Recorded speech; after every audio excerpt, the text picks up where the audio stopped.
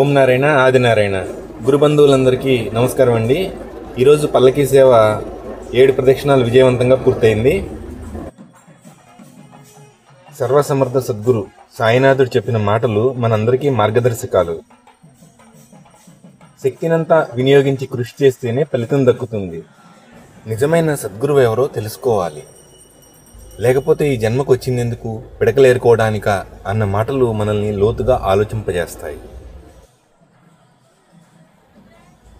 రమణ మహర్షి, రామకృష్ణ పరమహంస, షిరిడి సాయినాథులు, స్వామి సమర్థ, సమర్థ రామదాసు, షేగాంగ్ గజానన్ మహారాజ్, నృసింహ సరస్వతి, భగవాన్ వెంకయ్య స్వామి, ఎందరో మహాత్ములు భిక్షాటన చేస్తూ జీవితాన్ని గడిపిన మహనీయులు.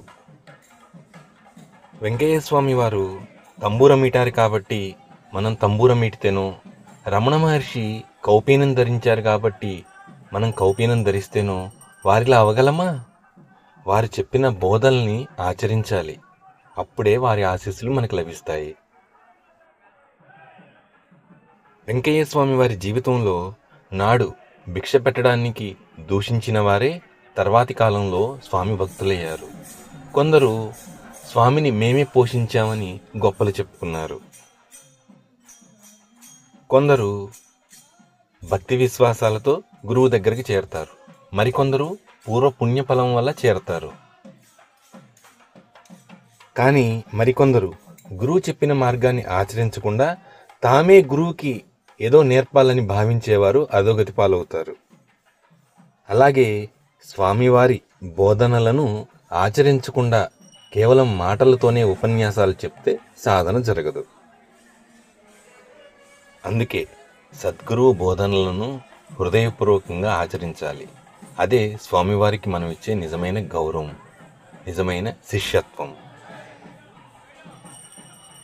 అలానే మర్చిపోకుండా ఈ వీడియోని లైక్ చేయండి.